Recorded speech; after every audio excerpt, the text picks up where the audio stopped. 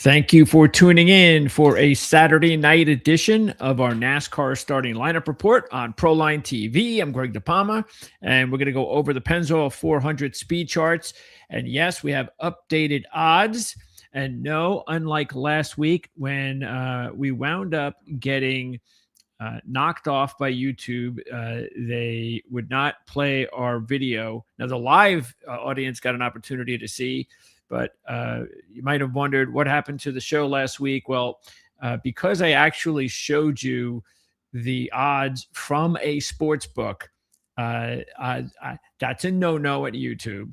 So from now on, I have to type it out on a template and show you. And so far, so good. Bottom line is we've got updated odds now on Saturday nights, which is great. We're going to go on a few hours later than we normally would, but hey, we've got the odds, and that makes it beneficial. Okay, so I'm going to show you what those odds are going to look like in a little bit. Don't forget you can tune in to our Tuesday show at 4 o'clock every Tuesday with CJ Radoon from RotoWire.com, because that's when we go in depth on these races, and we can give you some really good information to get you ready so you can place odds early in the week and take advantage. Now, we did let you know that this was going to be a big day today, because if you look at the history of Las Vegas, matter of fact, just last year, all right, just last year, you had 9 of the top 10 who were ranked in qualifying, also ranked in practice, which is really unheard of. So only one driver was not in the top 10 in practice or qualifying last year. Just one. So all 9 that started the day in practice, or 9 of the 10 that started the day ranked in practice, ranked in qualifying. 7 of those 10 finished in the top 10 and all contended for a win. So how about that? So but things are not that easy. All right, but that was something that just was a little bit of a standalone. But what it did tell us, and it's true, is qualifying matters an awful lot at Las Vegas. 11 of the last 12 winners have started in the top 10. All 12 have started in the top 7 rows. 5 of the last 7 wins have started from the top 3 rows, including 4 by the front row. Denny Hamlin, who won in October, won from the pole. First pole sitter, by the way, from Las Vegas, Next Gen. I think that's what it was, Next Gen, right? I think he was the last one to win a pole at Las Vegas, pre-Next Gen. Okay, so let's remind everybody, it's the first 1.5 mile race of the year. So new results are possible. Don't forget, Josh Berry surprised everybody at 100-1. That was our top long shot in this race last year. That was the best long shot that we've ever picked in our top 3. 100-1, Josh Berry. We picked him on Tuesday. I'm not sure if he came down. He probably came down a little bit by Saturday, by race day. We've also hit 2 straight. Reddick, Blaney. We'll see if we can hit 3 straight top picks from Tuesday's show. Who was my top pick on Tuesday? Who's on the pole? Christopher Bell. So we're off to a good start. CJ's top pick is Kyle Larson. CJ also went with William Byron and Bubba Wallace.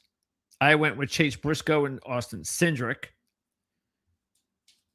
Before we wrap up, I'm also going to show you my official DFS lineup. Salary cap, 6 drivers. I'm going to let you know what my strategy was, who I went with, and some possibilities to take a look at, to take advantage and make some money. All right, so there you go. Look at that. Christopher Bell, Toyota, kicking some ass on Saturday. As you can see there, 5 of the top 7 in qualifying with the top 2 rows. Chevy had just 2 of top 9, Ford 3 of top 10. But Toyota, very good in practice as well. As you can see, I drew the line at 14 because of that trend we just mentioned. Once again, in the last 12 races, at Las Vegas, all 12, the winners started in the top 7 rows. Okay. So out of these 14 here, we talked about Bubba.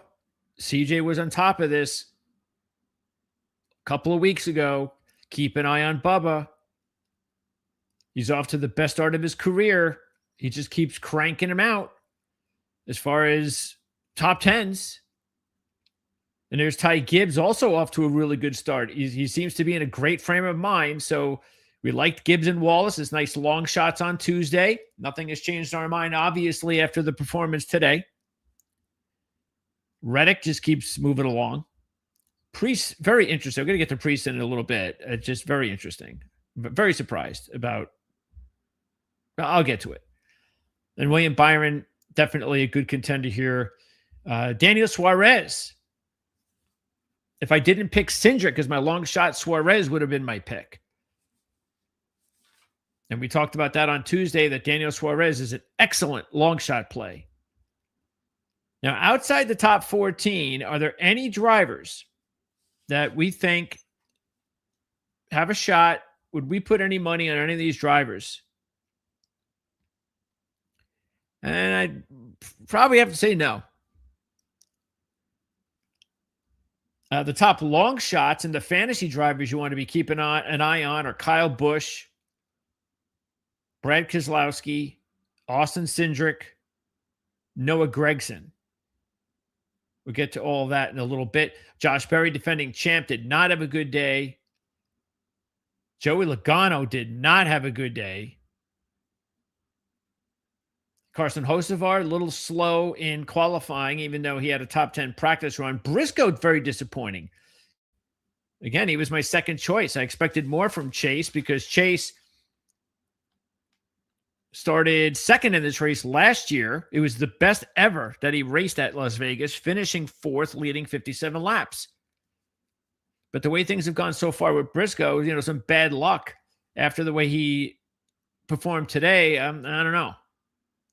I'm not as convinced. Ross Chastain also a disappointing 17. Chase Elliott, a disappointing day. Okay. Let's take a look at practice. Where are we? Here we are.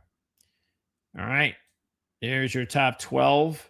And look at the two are identical. Chris Bell and Denny Hamlin. Now, I want to make sure you understand this. Normally, when you practice, you have group 1, group 2. Normally, group 1 has the advantage, but not this week. According to Kevin Harvick, whether or not you believe and trust in him, he said that group 2 had the edge today. Okay, so if in that case, Ricky Stenhouse, John Hunter Nemechek, Noah Gragson especially performed well.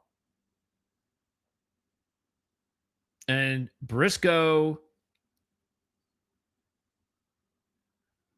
well, now I want to put Briscoe in there. Well, let me just say, I'll say Chastain, Cindric, Logano. They would probably be the most disappointing. Boy, Team Penske got off to a terrible start in practice. They finished 28th, 33rd, and 35th. As you can, we go to the rest of the field here. Look at Logano all the way at the end.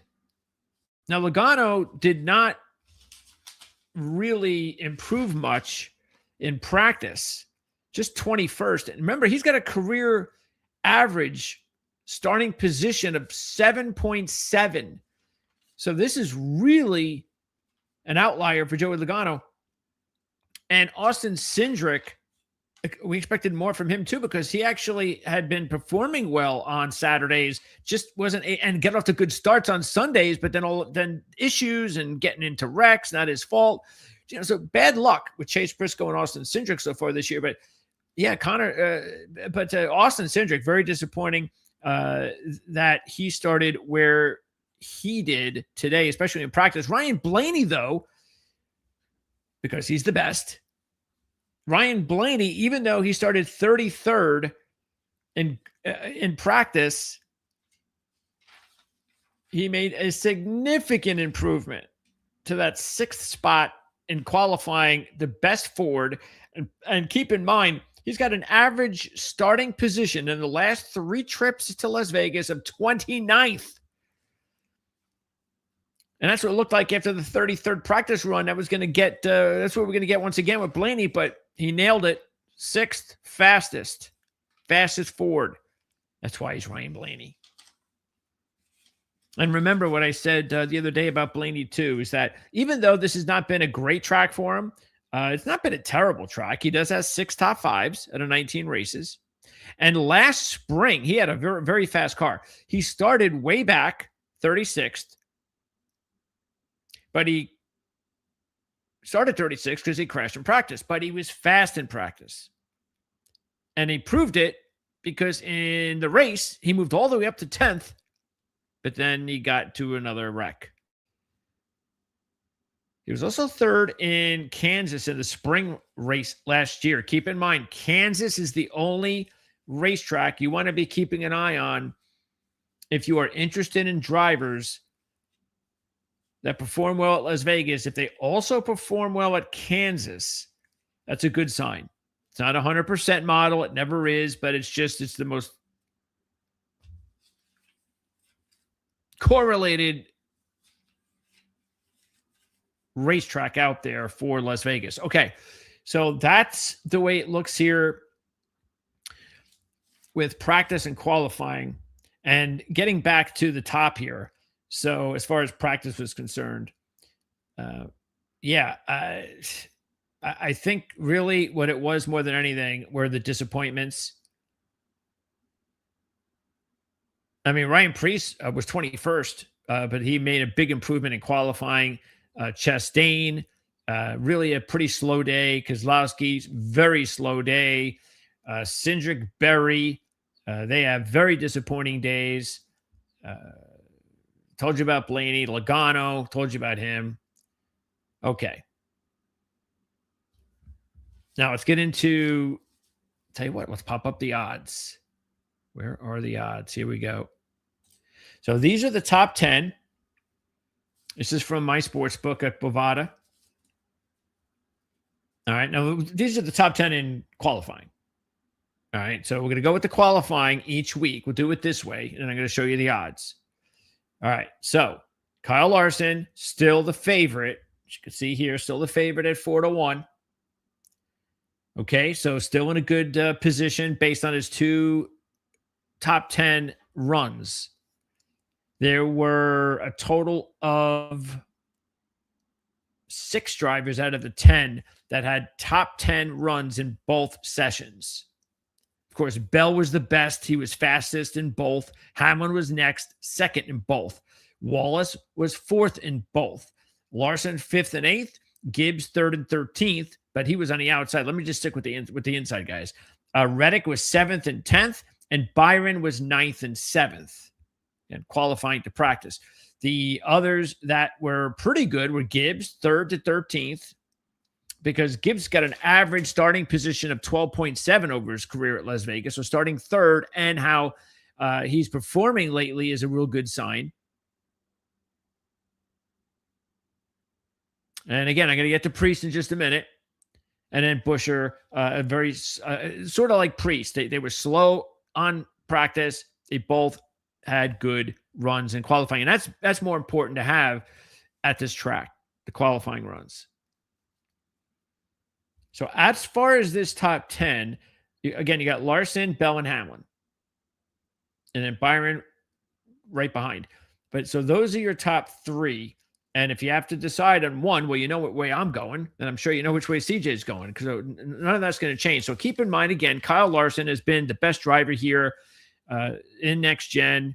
And if you look at it, I mean, in his last 12 races, even, he's been in the last 10 races, he's been in the top 12, 9 of the 10, and 3 runner-ups and 3 wins. That's outrageous, leading almost 800 laps during that time. He's led 27 or more laps in 8 of his last 10.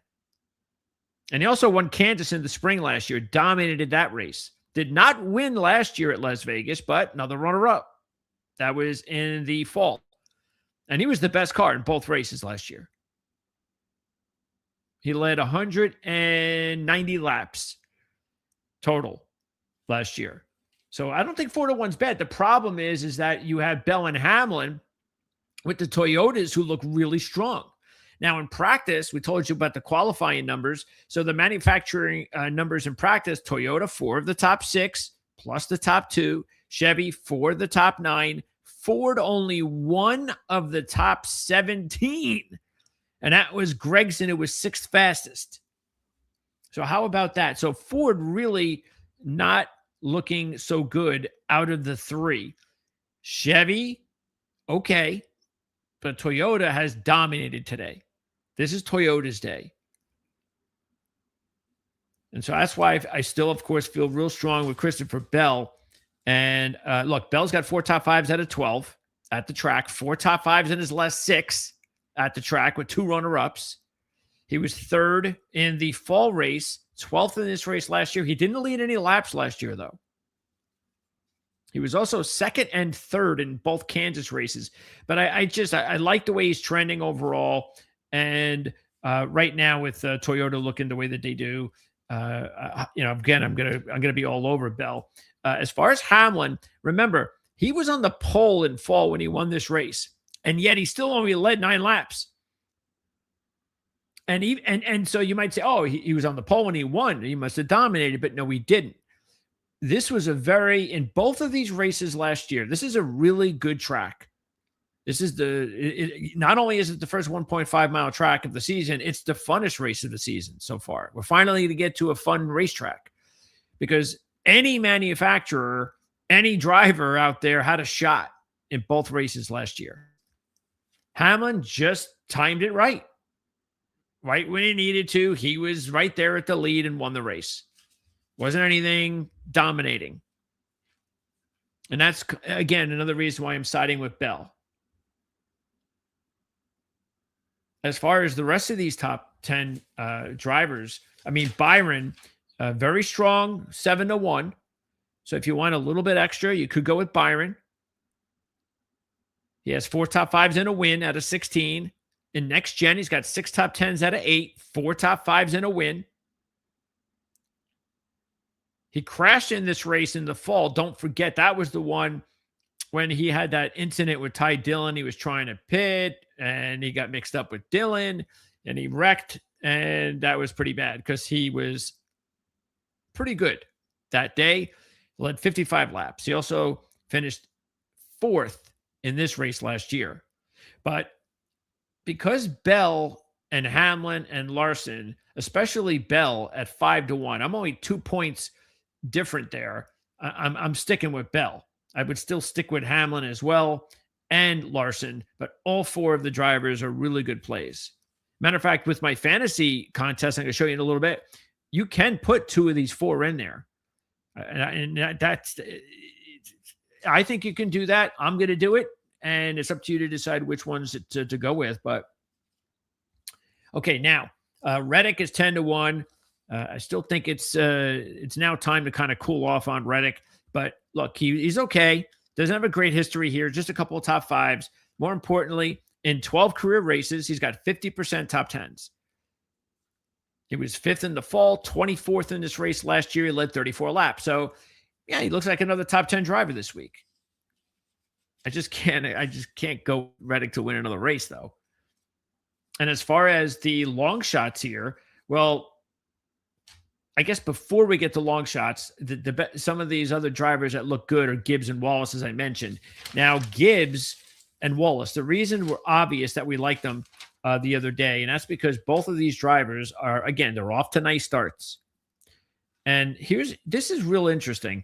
Wallace was, and this is why the strategy, you have to think about this when you're going over your bets each week.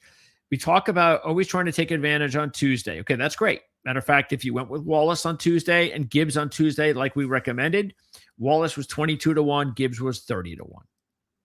Okay, so again, why we recommend watching the Tuesday show, or at least check out parts of it if you don't have time to watch the whole show, because you'll find out some really good stuff, and you really get value on Tuesdays. All right, but there is something else to this that you keep in mind, and that is that Wallace, like, check this out. Wallace, he was 18-1 before today. And I was looking at a couple of, I put my bets in the other day, and there were a couple of other drivers I didn't wager on yet, and Wallace was one of them. And I just wanted to see how he would do as far as his day on Saturday, because that's what we talked about. It's going to be very important to qualify well, because if you don't qualify well, you kind of feel like you threw your money away. So I just wanted to just make sure with Wallace. And I thought maybe, well, okay, he's 18-1 now on Friday, down from 22. So I was like, all right, I'm still going to wait. And then I figured, after watching the 4th and the 4th, that had to come down a little bit. It didn't. You could see, so Wallace was still 18-1. Meaning that if you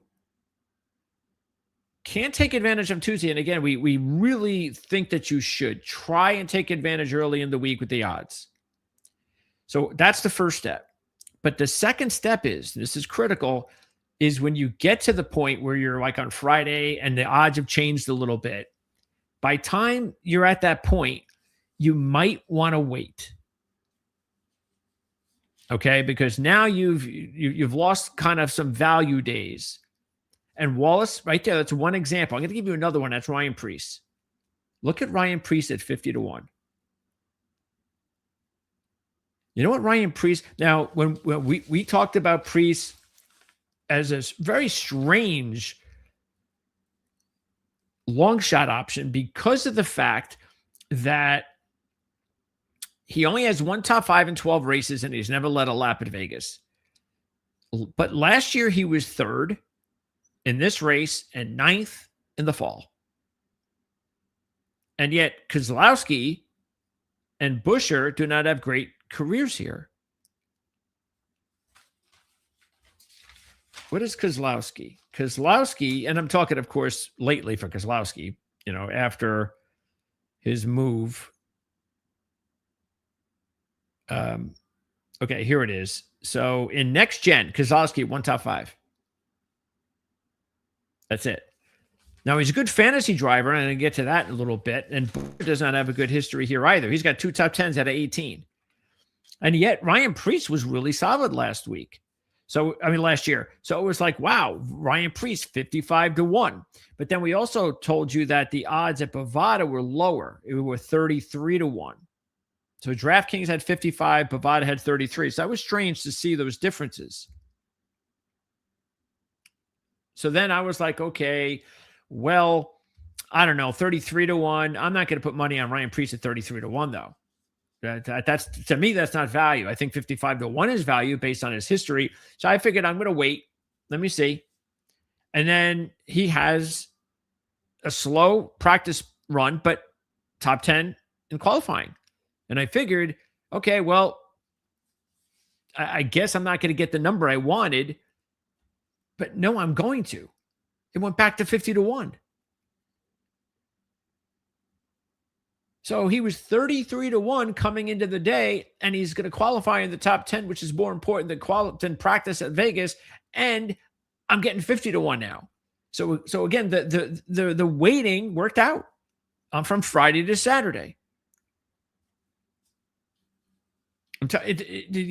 Especially on those types of drivers, Bubba Wallace, Ryan Preece. These are not name drivers. These are not drivers that get a lot of wagering activity every week. Everybody's throwing their money on Bell and Hamlin and other drivers.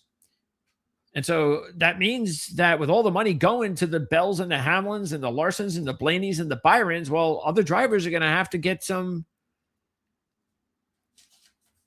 some value. And that's exactly what happened with Wallace and Priest. As far as Gibbs, again, he was 30-1. So that was a good number. No question about it. You know, we nabbed him there. But look, the results weren't here last year. And he's only had one top 5 out of 7. It's not that. The couple of things. One, average starting position of 12.7 versus average finish of 24.1. So something's going on. He's okay in the beginning, but it's just something's not working, which is typical Ty Gibbs and his team until this year so far. All of a sudden, now he's got synergy with his team. And so that had to come into effect when we were thinking about him this week. So in the fact that he does have a win in the O'Reilly series in 3 appearances.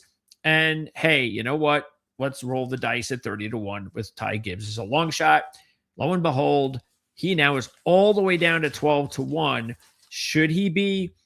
I don't know about that. I'd probably put him at about 15-1. That's more reasonable for a driver who has never won a race before in the Cup Series. So I must say, if you didn't get him at 30-1, if you didn't get him at a good price, I don't know about 12-1. I don't know. It all depends. You gotta convince me on that. Okay. And Ryan Blaney, look, back-to-back wins, very hard to do. I guess 11-1 is not bad considering how fast he was in qualifying. But that's the question. Do you go with a Ryan Blaney or do you go with a Ty Gibbs? They're about the same odds. What do you do about that? Gibbs would seem to be the better option here, but you have to go with Blaney. I would guess, right? What do you think? All right. Now, let's go to the others, the contenders. All right. So now here's some value. But again, when you're out of the top 10, it's really tough here. So Suarez is still in the top 14, which is good. Really good. So I still love Suarez at 66-1. And you want to know why Suarez is a really good play here? He was 75-1 the other day. It's pretty simple. If you take a look at the last 3 races at Las Vegas, last fall, we're going to draw a line through that. Why? As CJ mentioned the other day, there was changing going on in the Suarez camp. Everybody knew it. He knew it. And when that happens, you're going to get these types of results. Nobody's dialed in. So forget it. But what happened the previous 2? What happened in the spring race? This race last year, he was second. And he started 23rd, led 12 laps. He had a winning race car. And then the year before in this race, he was third. Also started 23rd, led 57 laps. In the last 6 races at Las Vegas, he has improved 78 positions. So you're still getting 13, which is not bad. And he's led laps. He's led 168 laps here. Next gen, he's got 3 top 10s in his last 6 with the 2 top 5s in the runner-up. He is by far the best long shot in the field. He's a must play. Chase Elliott, you just got to pass on him. I would do the same with Ross Chastain. You know, there's just nothing that really sticks out about Ross other than he's just other than the odds. I think that's the one thing that if you're looking for someone like I take Ross Chastain over Elliott, and I take him over Hocevar, and I take him over Logano at 18-1. I don't know what Logano's doing at 18-1. So I'll say that because Chastain in the next gen has 7 top 12s, 5 top 5s, and a runner-up. The only issue is he's led 167 laps total in next gen, but only 16 in the last 16. Excuse me, only 16 laps in the last 6 races. But he was 5th in this race last year. And so, you know, he had a strong car last year in this race, not the fall race. So, yeah, I mean, he's not a bad long shot play compared to some of the other drivers. And at this point, it might even include Chase Briscoe. The only thing that I'd take Briscoe over is the fact he's driving a Toyota. But yeah, Logano, you're getting absolutely no value with Joey Logano here whatsoever. None. I don't look. The only reason I could see why he would be this number is just history. That's all. And he still has the name recognition and all that. But again, you're talking about a driver that's used to starting 7th and finishing 9th because he started 7th. He's got 4 wins here. That's part of the reason that you're getting 18-1. So I'm not going to say that it's impossible for Joey Logano, because you are getting a big number for a driver who has great history at this track. But the stats are telling a different story. Ricky Stenhouse, I got to put him up there based on his practice performance, but that's it. Nothing else sticks out. Kyle Busch, I think, is a really good long shot play, mostly for practice. And that's because he started 4th in this race last year. That shows you he had a fast car, had an incident, so it didn't finish well. But he started 32nd in the fall and ended up 8th. That really helps you out fantasy. In next gen, 8 races, 50% in the top 10 with 3 top 5s, and he's led 70 laps. This has historically been a pretty good track for Kyle. It's a Las Vegas track. This is a home field kind of deal for him. And it's a big number at 50-1. So I think this is a decent long shot play. Again, with Cindric, we mentioned him. And we know how things have looked for him the last few weeks. I know he's had some issues, not all on him. It's basically bad luck. He was 6th in this race last year. He led 47 laps, but big difference, he started 3rd. He was also 11th in the fall, but you know where he started there? 31st. You gained 20 spots. It's really good for fantasy. Also, excellent in the O'Reilly series here. So historically speaking, he does a pretty good job at this track. Another good long shot or two, fantasy-wise, would be Noah Gragson and Brad Keselowski. I don't have Keselowski on the screen for earning some dollars, because I don't think that's going to happen. I mentioned just 1 top 5 in next gen. But this is why you might want to think of him in your fantasy contest. Last year, he started 34th and 27th. He ended up 11th and 10th. So he wound up gaining 40 positions in 2025 at Las Vegas. And he's starting way back again. And Noah Gragson, I think, is a really good, cheap option in fantasy. He's a Las Vegas native. He was in contention all day in the spring race last year. One of his best races maybe ever in the Cup Series. And in the O'Reilly series, he has an average of 3.4 in 8 races.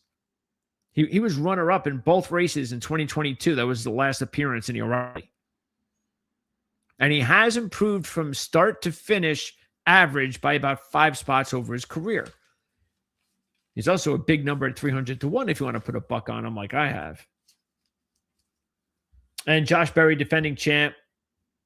Yeah, it's not looking good for Josh Berry. He's been off a little bit lately. Okay. Let's move on to the contest. So here's what I'm going to play with. So again, I like Bell, and Larson's the best driver. And if I can get both of them, I'm going to do it. Okay, so that's why I'm gonna hit them both. Now, Wallace is going to be the one that I am going to take I'm going to take a risk on, because now there's different strategies in fantasy when it comes to where you should take drivers. It's a lot different, and from short track racing to super speedway racing to 1.5 mile racing, or even Phoenix last year with a 1 mile track. Now, what you want to be looking at on these tracks, you want to be looking at a driver that can win and lead laps. Okay, so that is number 1 and number 2. Number 3 is, okay, how many more points can I get by moving from 30th to 10th? That's important, but it's not as important as, say, the last few weeks or the beginning of the season. Okay, so I want to win and I want to lead laps, and I can do that with Larson, Bell, and even Bubba. Now, you might decide too that to go with Ty Gibbs. I think Gibbs is another good choice, and he's sitting there at 7,400, and you're getting $800 cheaper than Bubba. So if you want to save a little bit of money because you want to add another driver in there, Ty Gibbs is another good choice. All right. So I think that Wallace is the better way to go, though, because he had the two better. He was fourth and fourth. So he was just as good in practice as he was in qualifying. And he's also gotten off to a better start than Gibbs. Even though Gibbs is off to a decent start, Wallace has been better. And then here are my longer shots. So again, Kyle, because he's starting 24th. Gregson, I'm getting only at 5,500. So I can do that because I'm going after a couple of big drivers. So I need some. And normally I'm not going to take Noah Gregson. This is probably the only time I'll take Noah Gregson all year, unless he picks things up. But I figured, hey, I mean, this is the good week to take him. If I'm going to take him, this is the week. Especially when his practice run was 6th and his starting position is 34th. Well, that practice run of 6th is another indication that over the long run on Sunday that he might be able to make up a lot of positions. You just have to finish the race and just stay out of trouble. Kozlowski is another good option at 6,900, but I have a much better option with Daniel Suarez. Much better feeling with Suarez. Cindric I left out, but I like Cindric. He was probably the last one I left out. He's at 7,200. And I probably, look, if I needed to save some money, like let's say I needed to save a little cash with Bubba Wallace, that sort of thing, well, I could have gone to Austin Cindric and I'd be okay with it. So Kozlowski, Cindric, those were my other top two on this board that are inexpensive options that I would definitely tell you to consider. I just can't take Ryan Preece because I don't think he's going to win the race, and he's 8th. So I don't know. I'd have a hard time believing that no laps led in his career. He's 8th, not a lot of position. So you see what I'm saying? I just don't think he's a good option this week. And I think Chastain, he's a much better long shot to make money on than he is as a fantasy driver at this point, in my mind, because he's a little expensive for my taste at 8,500. Briscoe the same way. I think the good thing about Briscoe is that he's 18th. So if he ends up with the Toyota, if he ends up having a good day, then he could be a home run hit for you. But I've got other options, including the ones that I've already mentioned. And that's my board. And that is going to wrap it up. All right. So thanks a lot for tuning in. Let me know what's on your mind, questions, comments, anything like that. Definitely appreciate whatever you have in mind. Don't forget to subscribe and like. I couldn't find a really good auto racing dude, and I really don't understand why. I mean, Adobe, come on. You got all sorts of different sports figures. You got like 10 different golf guys, all sorts of, I mean, you've got even women's sports stuff, and you can't give me somebody that drives a race car. So this is the best I could do. This dude, he's pretty funny. We're going to be talking college basketball Monday night, live, 8 o'clock. Tuesday, live, 1 o'clock. Wednesday, live, 1 o'clock. All March Madness college basketball bracket predictions. If you got a contest, we're going to let you know what all sorts of historical trends you need to keep an eye on for the contest. Sleepers, of course, we're going to let you know about Cinderellas, even though it's really hard to be a Cinderella nowadays. But bracket pushers, of course. So that's coming up on our Monday special at 8 o'clock Eastern time. CJ and I will be back on Tuesday to do this all over again. And we wish you the best of luck with the contest. And if you want to throw a few bucks on the race on Sunday. So let me know what you think about the show. Again, like my boy said, just a couple, my Adobe skeleton boy said, please subscribe and like to the channel. That'll help us out. And best of luck, like I said, and have a really fun race, hopefully tomorrow. We're looking forward to it. And I'll see you again real soon.